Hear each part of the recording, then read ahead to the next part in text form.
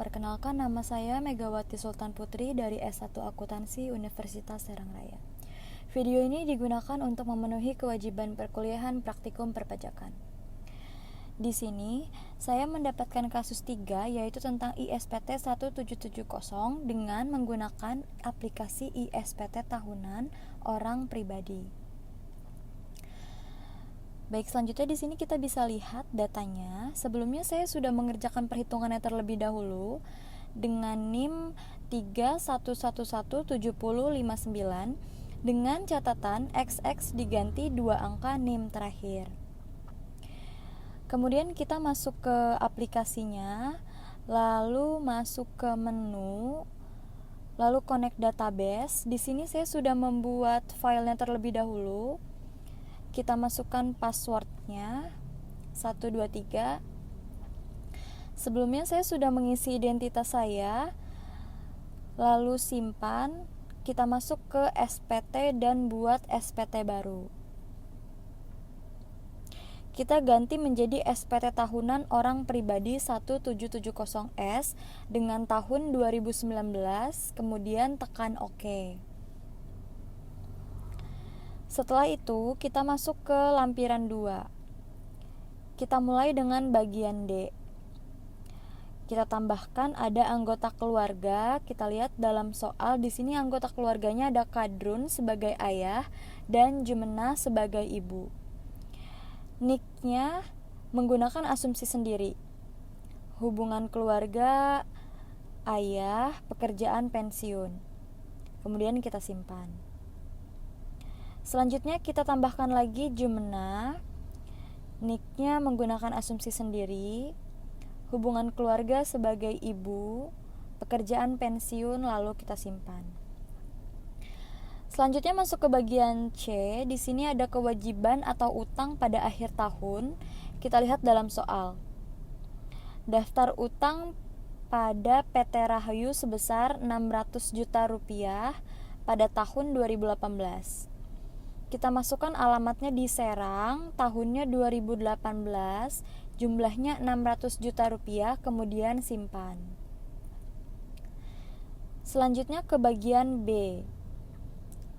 Bagian B kita tambahkan, di sini ada harta pada akhir tahun. Kita lihat lagi di soalnya. Hartanya ada 4, yaitu rumah Serang, rumah Cilegon, mobil, dan tanah Pandeglang. Kita masukkan satu persatu. Kita ganti dulu, di sini ada bangunan untuk tempat tinggal di rumah Serang. Tahun perolehannya 2010 dengan harga perolehan 140 juta. Karena keterangannya tidak ada, kita kosongkan saja lalu disimpan. Selanjutnya kita tambahkan lagi nomor 2, ada rumah Cilegon. Tahun perolehan 2016 dengan harga perolehan 180 juta rupiah. Kita cari lagi tanah atau bangunan untuk tempat tinggal tahun 2016. Harga perolehannya 180 juta. Keterangannya kosongkan saja, lalu kita tambahkan kembali. Yang ketiga ada mobil. Mobil tahun perolehannya 2018. Harga perolehan 230 juta. Kita cari di sini mobil tahun perolehannya 2018, harga perolehan 230 juta, keterangannya kita kosongkan saja. Kita tambahkan kembali yang terakhir, tanah Pandeglang. Tahun perolehan 2018 dengan harga perolehan 300 juta. Baik, kita cari tanah atau lahan tahun perolehannya 2018 dengan harga 300 juta. Keterangannya kita kosongkan saja. Selanjutnya masuk ke bagian A. Di sini yang diisi hanya hadiah undian, honorarium, dan sewa atas tanah atau bangunan sebelumnya ini sudah saya kerjakan terlebih dahulu. Untuk hadiah undian, penerima hadiah undian dari Bank Sentosa berupa uang tunai 10 juta rupiah, maka perhitungan tarif pajaknya 25% dikali 10 juta yaitu 2.500.000. Kita masukkan 10 juta saja. Dengan 2.500.000 selanjutnya honorarium. Menerima honorarium atas jasa konsultasi yang diberikan dengan penerimaan fee sebesar 65.900.000 belum termasuk pajak atas fee tersebut. Dipotong PPh 23, bukti potongnya lengkap. Hitungannya pajak sebesar 50% dikali 60.900.000, maka hasilnya pengenaan pajaknya dikali 5% dan tarif pajak sebesar 1.647.500. Kita masuk ke aplikasi, tarif pajaknya sebesar 1.647.500. Selanjutnya ada sewa atas tanah atau bangunan. Menerima pembayaran sewa dari rumah Cilegon untuk tahun 1 Maret 2016 sampai 1 Maret 2020 dari Tuan Jaka sebesar 65.900.000. Tarif pajaknya sebesar 10%. Jadi PPh-nya sebesar 8.590.000. Kita masukkan ke sini 85.900.000 dengan pajak 8.590.000. Setelah itu kita simpan. Selanjutnya kita mengisi ke lampiran 1. Kita mengerjakan dari bagian C terlebih dahulu, kita tambahkan. Nah, di sini ada bukti pemotongan pemungutan PPh oleh pihak lain dan PPh ditanggung pemerintah. Di sini kita bekerja sebagai accounting manager di PT Merona dengan menerima penghasilan kotor setiap bulan sebesar 15.900.000. Dan tiap bulan dipotong PPh-nya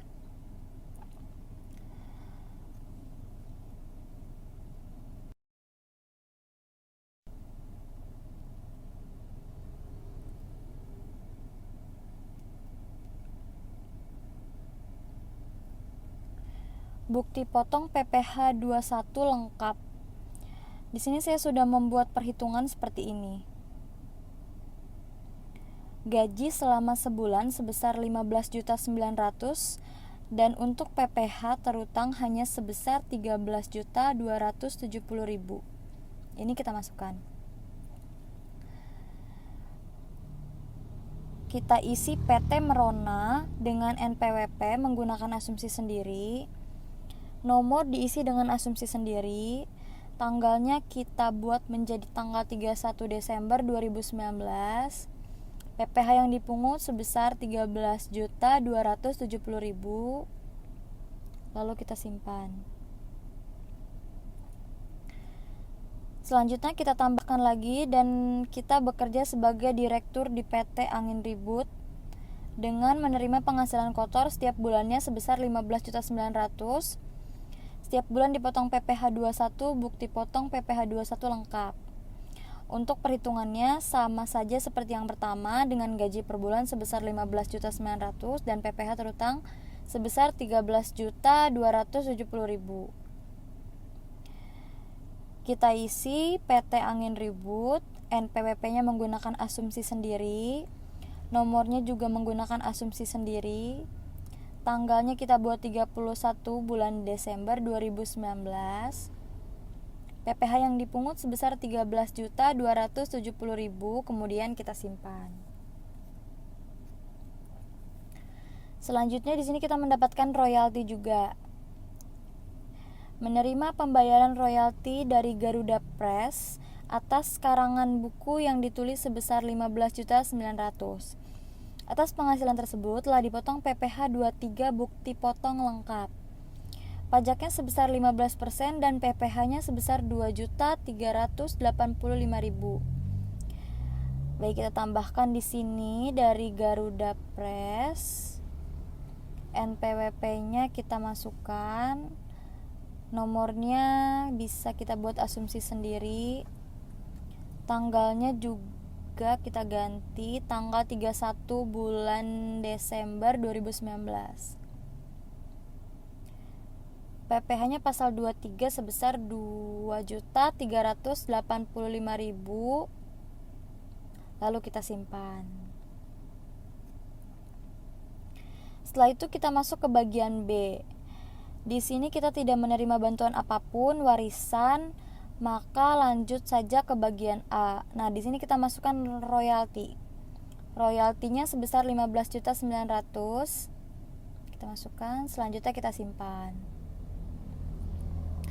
Setelah itu kita masuk ke SPT induknya. Di sini sudah terisi otomatis nama saya sebagai accounting manager. Selanjutnya di sini penghasilan neto, karena sebelumnya saya sudah menghitung terlebih dahulu.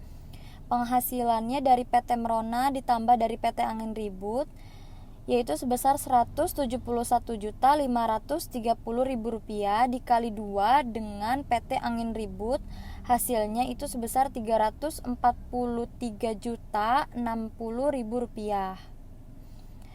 Selanjutnya kita masuk ke bagian B.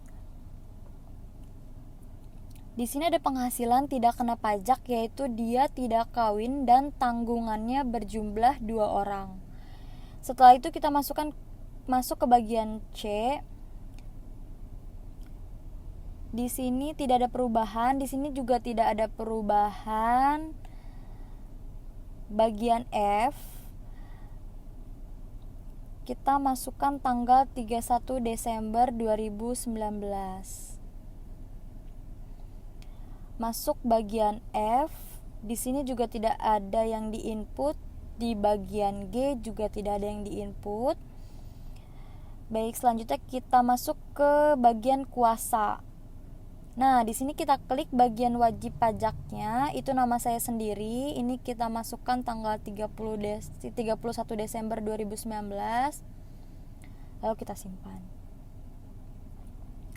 Setelah itu kita ke menu cetak. Kita cetak SPT-nya, kemudian kita perbesar atau zoom. Kita cetak SPT-nya. Nah, ini teman-teman adalah bukti cetak SPT tahunan pajak penghasilan wajib pajak orang pribadi.